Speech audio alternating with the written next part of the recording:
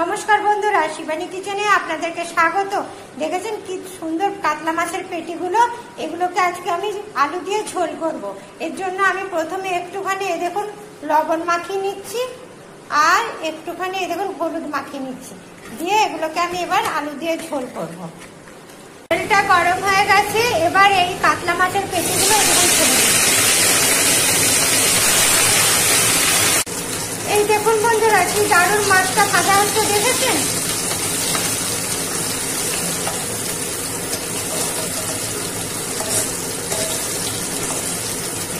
এবার মাছটা ভাজা হয়ে গেছে, আমি তুলে নেবো। এই দেখুন,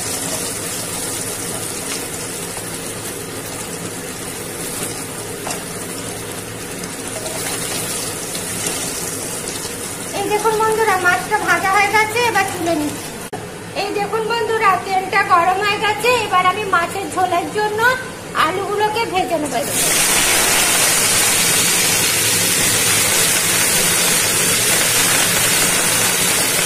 এই দেখুন বন্ধুরা, আলুগুলো হালকা ভাজা হয়ে উঠছে, এবার এর মধ্যে আমি একটুখানি এই দেখুন লবণ দিয়ে দিলাম আর এই দেখুন হলুদ দিয়ে দিলাম।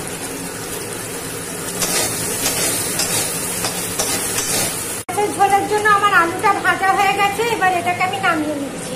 মাছের ঝোলের জন্য এই মাছের তেলটাতে মাছের ঝোল করছি, এর জন্য দেখুন তেলটা গরম হয়ে গেছে, হাফ চামচ চিনি দিয়ে দিলাম। হালকা চিনিটা লাল লাল হয়ে এসছে, এবার এই দেখুন আমি এর মধ্যে শুকনো লঙ্কা আর জিরে ফোড়ন দিয়ে দিলাম।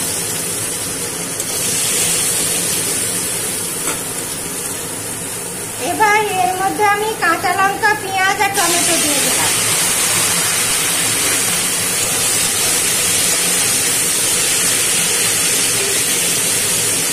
এবার এর মধ্যে আমি ধনে গুঁড়ো, জিরে গুঁড়ো, লাল লঙ্কার গুঁড়ো, কাশ্মীরি লঙ্কার গুঁড়ো, লবণ আর হলুদ করে দিয়ে দিলাম।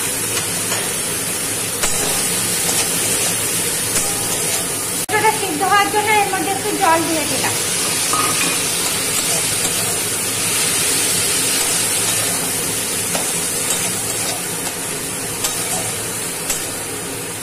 দিয়ে এটাকে আমি একটু ঢাকা দিয়ে দেবো। হাফ ভাজা ভাজা হয়ে এসছে, এবার এর মধ্যে আমি আদা, রসুন, কাঁচা লঙ্কা, পেঁয়াজ বাটা দিয়ে দিলাম।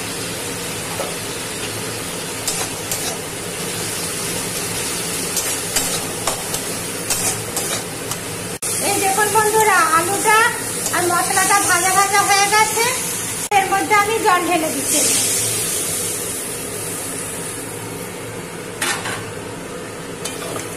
দেখুন বন্ধুরা, আমার মাছের ঝোলটা হয়ে এসছে, এবার আমি মাছগুলোকে ছেড়ে দিচ্ছি।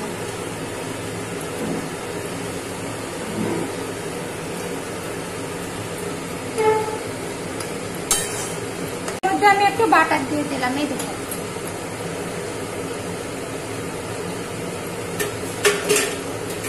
দিয়ে এটাকে আমি ঢাকা দিই।